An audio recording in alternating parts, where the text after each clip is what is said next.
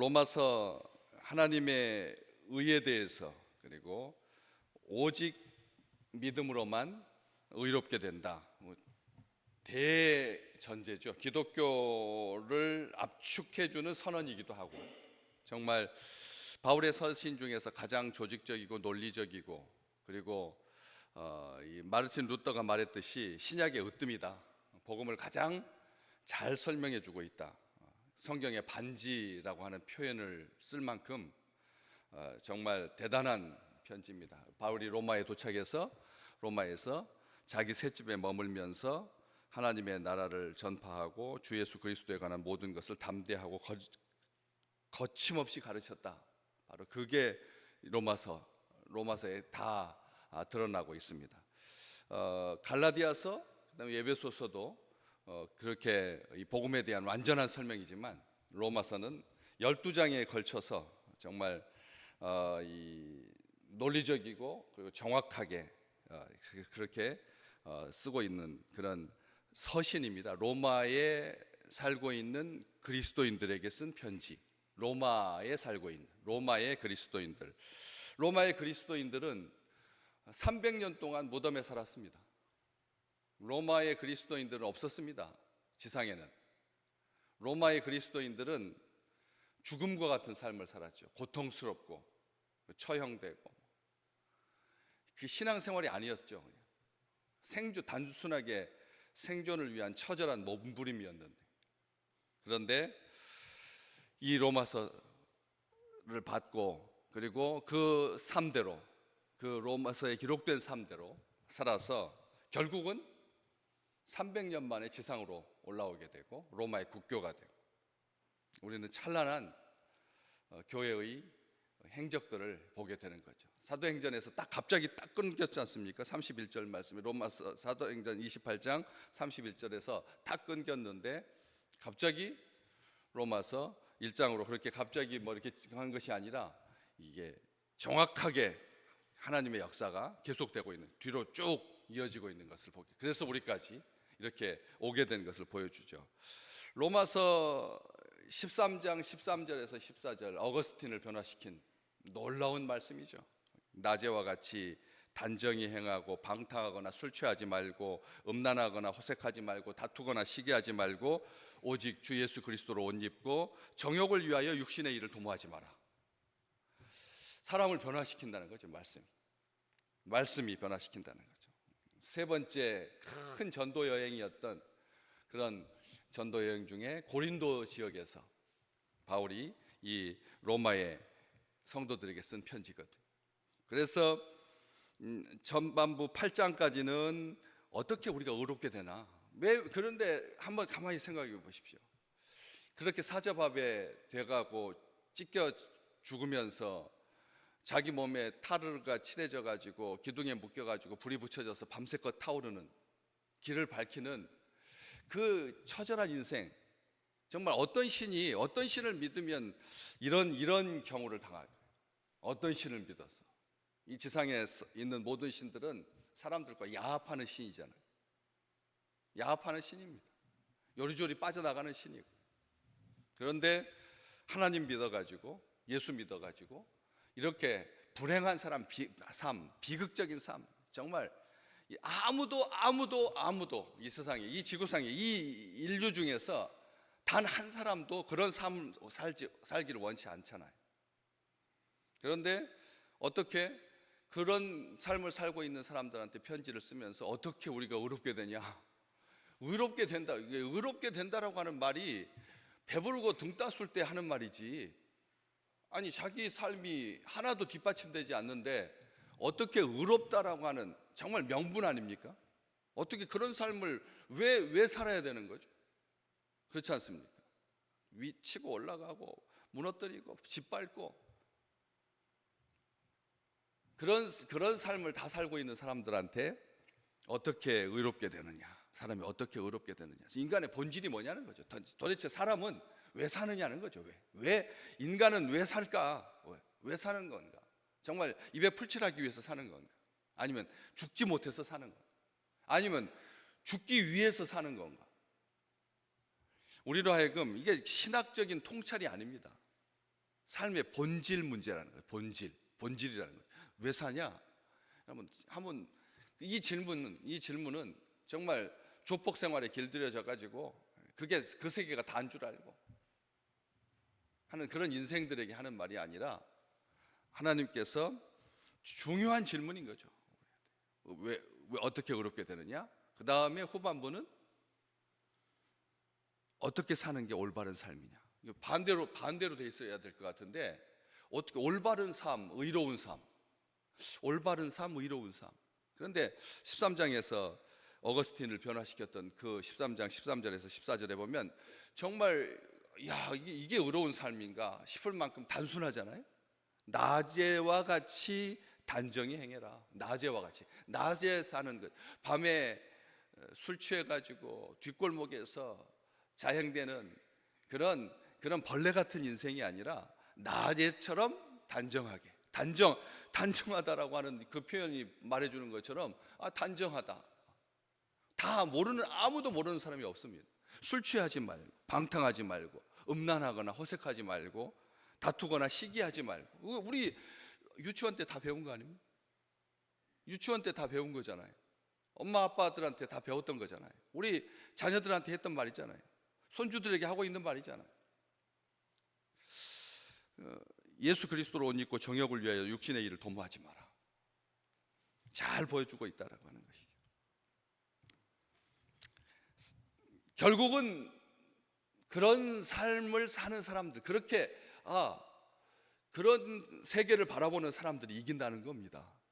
결국은 승리한다는 거잖아요. 이게 로마의 역사가 보여주고 있는 거죠. 제국의 역사가 보여주고 있는 겁니다. 인류의 역사가 보여주고 있는 겁니다. 16절 잠깐 볼까요? 1장 16절. 우리가 정말 아끼고 사랑하는 말씀이죠. 한번 같이 읽어보겠습니다. 내가 복음을 부끄러워하지 아니하노니 이 복음은 모든 믿는 자에게 구원을 주시는 하나님의 능력이 됩니다. 먼저는 유대인에게요, 그리고 헬라인에게로다. 아멘. 우리가 이 말 1장 16절 말씀, 바울은 어땠다고요? 복음을 부끄러워하지 않았다는 거죠. 복음을 부끄러워하지 않았다는 겁니다. 하나님의 능력이니까. 복음은 모든 사람을 구원하시는 하나님의 능력이니까. 절대 주권은 하나님께 있으니 하나님이 다 다스리시고 하나님이 다 통치하시고 하나님이 의로우시고 하나님께서 의롭게 하시는 거지, 사람들이 술 취하지 않아서 의로운 게 아니라는 거죠. 호색하지 않아서 의로운 게 아니라 하나님께서 의롭게 하신다. 분명하게 말합니다. 나를 위해서 죽으신 십자가를 부끄러워하지 않는다는 거죠. 죄에서 구원하신 예수 그리스도께서 내 안에 계신다라고 하는 것을 믿는다는 거죠. 복음은 그겁니다. 복음은 딱 단결하죠. 옛사람은 죽고 예수 안에서 나는 새 사람이 되었다. 그거 말하고 있는 겁니다.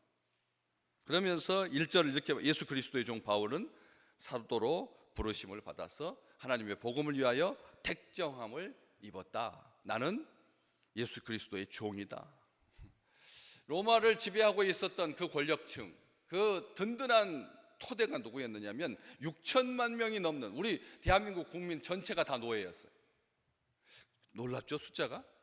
6천만 명이 넘는 그런 해외에 있는 모든 한국 사람들 숫자 합친 만큼 한 6천만 명이 넘는 노예들이 로마 사회를 이렇게 지탱해 주고 있었던 거죠. 모든 허드렛 일, 모든 험한 일, 모든 더러운 일, 모든 힘든 일, 우리가 3D라고 말하는 그 일들을 고스란히 다 감당하면서 로마 제국을 뒷받침해 주고 있었다는 거예요.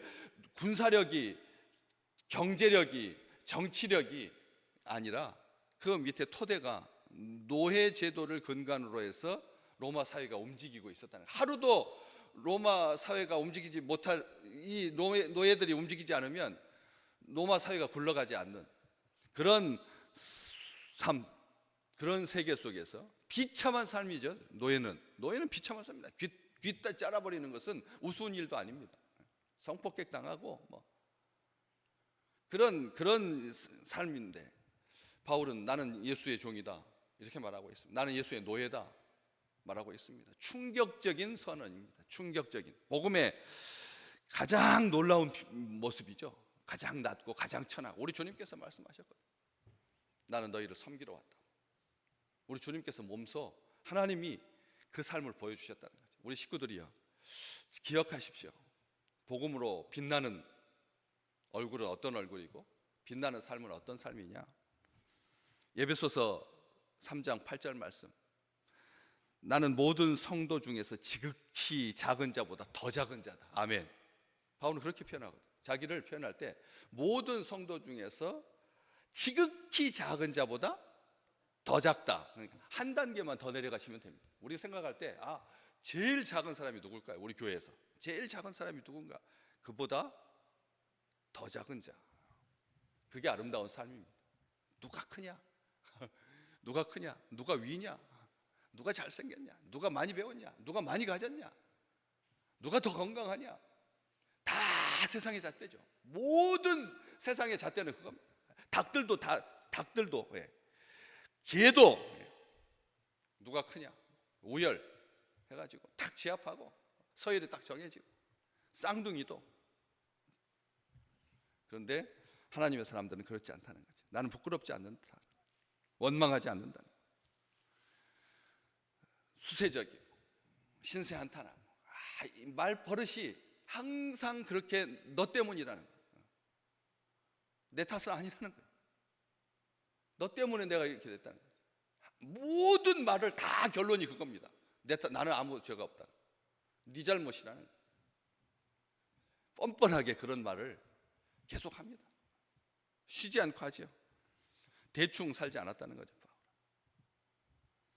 60 다 인생 다 정리하고 이제 가이사 앞에 설 그날까지도 2년 동안 자기 셋집에 머물면서 자기에게로 오는 모든 사람을 다 영접하고, 그 영접한다라고 하는 것이 쉬운 일입니까?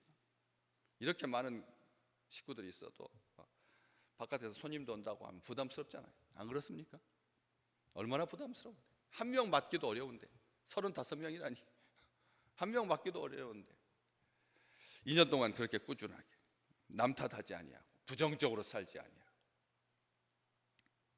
건성건성하지 아니하고 나는 예수의 종이다. 예수의 종이다. 예수의 종이 뭐냐? 예수의 종이 뭐냐? 딱 1절에 나와 있습니다. 복음을 위해서 택함 받은 것이 예수의 종이라고 하는 증거다. 지금 우리가 복음을 위하여, 하나님의 나라를 위하여, 예수를 위하여 나를 선택하신 분은 하나님이라는 거죠. 나를 선택하신 분 하나님이시라는 거예요.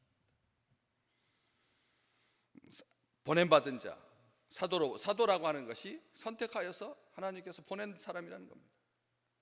나를 부르신 분은 하나님이라는 거죠. 우리 요즘 찬양 예배 때 많이 부르는 나를 향한 하나님의 부르심에는 후회가 없네. 그 찬양 얼마나 좋습니까? 나를 부르신 하나님의 부르심에는 뭐가 없다고요? 후회하심이 없는데, 하나님이 나를 불러놓고 후회하지 않으시는데 부름받은 자들이 하나님께서 나를 불러놓고 하나님께서 언짢아 하시면 어떨까? 아니면 스스로 하나님께서 후회하지 않으실까? 자기가 세움받은 것에 대해서 후회하고, 자기가 세움받은 것에 대해서 부끄러워하고, 그러지 말라는 거죠. 나는 그가 보내시는 곳으로 간다. 나는 그가 보내시는 곳으로 간다.